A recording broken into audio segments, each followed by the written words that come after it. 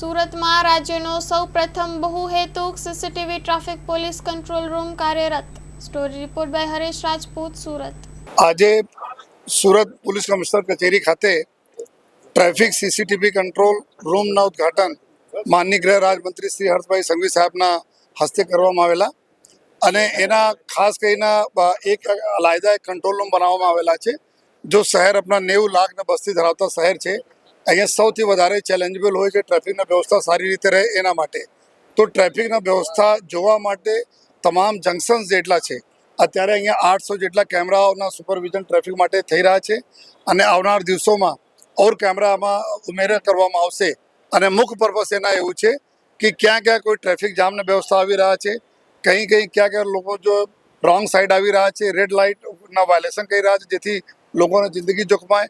આ તમામ પ્રકારના ચીજે અહીંયાથી વાયલેશન જોવામાં આવી રહ્યા છે અને પબ્લિક એડ્રેસ સિસ્ટમ જે પૂરા શહેરમાં અલગ અલગ જંકશન ઉપર લગાવવામાં આવેલા છે, ત્યાં અહીંયા જો પબ્લિક એડ્રેસ સિસ્ટમના મારફતે જો જરૂરી સૂચનાઓ છે એના બી આપવાની કામગીરી આ કંટ્રોલ રૂમમાંથી કરવામાં આવશે જોઈએ। અને એના સાથોસાથે આ કંટ્રોલ રૂમમાં એક ઈ ચલાનની જો સુવિધા પણ ઊભી કરવામાં આવેલી છે કે જેના અલગ અલગ વાયલેશનને લીધે આપણા ઈ ચલાન કોઈ નથી જમા કરવા માંગતા જોઈએ ઓનલાઈન, તો અહીંયા આવીને જમા કરાવી શકે છે જોઈએ। તો એના માટે બી અહીંયા વ્યવસ્થા કરવામાં આવી છે અને સવારે અર્લી મોર્નિંગ ખૂબ લોકો પણ અહીંયા આવે છે। અમારી બધાને એક જ અપીલ છે કે આપણા શહેર એક એવા શહેર છે કે ઝડપથી વિકસતા શહેર છે, પૂરા દેશભરથી લોકો આવે છે, તો અહીંયા સારી વ્યવસ્થા જાળવવામાં બધા એકબીજાને મદદ કરીએ।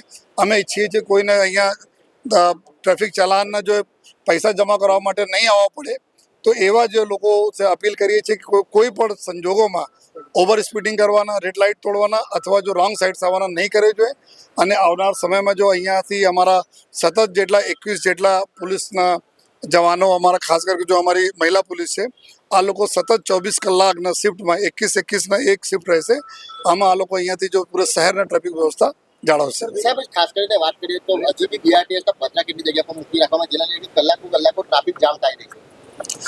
સુરત શહેરમાં ચૂંકી સતત જો તો સિટી ઓફ ફ્લાયઓવર્સ એના બોલીએ છીએ, જ્યાં 130ના આસપાસ અમારા ફ્લાયઓવર છે। સાથોસાથ અત્યારે જે મેટ્રોના કામગીરી ચાલુ છે જો આ મેટ્રોના કામગીરીના લીધે બી ઘણી બધી જગ્યાઓ તો રોડોમાં સકળાશ આવી ગઈ છે જો એના દૂર કરવા માટે જ્યાં જ્યાં એના જરૂરત નથી દૂર કરવા માટે જો કોર્પોરેશન અને પોલીસ અને મેટ્રો એના સંકલન પણ ચાલુ છે જો તો અમે લોકોને સલામતી કે એવા અમે કોઈ બેરિકેડ નથી હટાવવા માંગતા જેના લીધે જો મેટ્રોના કામ થતા હોય અને કોઈને ઇન્જરી થઈ જાય જોઈએ, પરંતુ આ દિશામાં બી કામગીરી કરીએ છીએ કારણ કે આ ઘણા બધા સંકળામણના લીધે ખૂબ જ ટ્રાફિક જામના તકલીફો પડે છે, તો એના માટે અમારા લોકોની કામગીરી એના ઉપર ચાલુ છે।